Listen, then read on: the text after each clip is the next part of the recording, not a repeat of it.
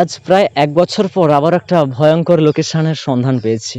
তো আমরা এসেছি আবার একটা ভয়ঙ্কর সন্ধানে। তো তোমরাও দেখতে পাবে একটা নতুন ভিডিও। আমাদের এই চ্যানেলে প্রায় ১ বছর হয়ে গেল কোনো ভুতুড়ে বলো, কোনো এন্টারটেইনমেন্ট ভিডিওই আপলোড করা হয়নি। তো মানুষের মুখে অনেকই শুনেছি এই জায়গাটার ভুতুড়ে কথা। তো তাই আমরা এসেছি আজ। তো আমাদের ভেড়ি পার হয়েই কিন্তু অন্য পাড় থেকে আরেক পাড়ে যেতে হয়েছিল। তো আমাদের সঙ্গে কি ভুতুড়ে কিছু ঘটতে চলেছে, তোমরা শেষ পর্যন্ত দেখতে থাকো। মানে রিলস বানাতো ফেসবুকে, তো তারপর কি হঠাৎ কি জানি কীরকম ভাবে মারা গেছে, তাই ও কি ওখানে থাকে প্রায়শই এখানে ঘুরে বেড়ায়। অনেকেরই এটা, অনেকেই বলে এটা যে এখানে এখনও ঘুরে। এই কথার সত্যতা যাচাই করার জন্য আমরা কিন্তু এই স্থানটাতে এসেছি। তোমরা প্লেসটা দেখেই বুঝতে পারছো কীরকম ভুতুড়ে। আমরা প্রথমে তো অনেকেই এসেছি, তার জন্য একটু আনন্দেই আমরা চলে এসেছি, কিন্তু তারপর যে আমাদের সঙ্গে এমন কিছু ঘটবে সেটা আমরা কখনো কল্পনা করতে পারিনি। আমরা যতই এগোতে থাকি আমাদের মনে ভয় তত বাড়তে থাকে। তো চারিদিকের পরিবেশটা তোমরা পরিকল্পনা করো।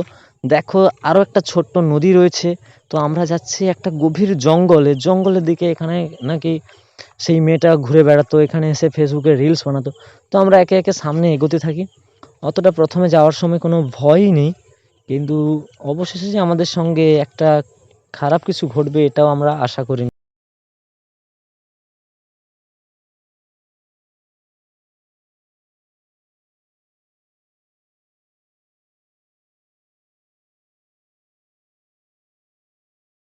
আমরা সামনে যতই এগোচ্ছি মনে শুধু একটাই কথা বাজছে, একটা যুবতী মেয়ের আত্মা।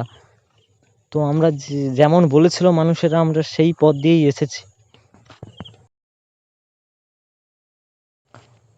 সামনে আসতেই একটা ক্যালভার্ট দেখতে পাই, যেটার একদিক থেকে ওইদিকে জল পাস হচ্ছিল।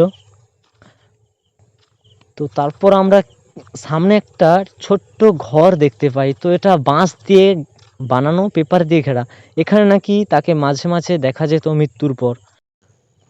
এই ছোট্ট ঘরটার কাছে আসতেই ভয় শুরু হয়ে গেল। তো এখানে নাকি সে থাকতো, তার জন্য আরও একটু বেশি ভয়, এখানে বসতো। তো তোমরা দেখো কিভাবে ঘরটা তৈরি করা হয়েছে। তারপর তার ঠিক পেছন দিকে আছে একটা পুকুর।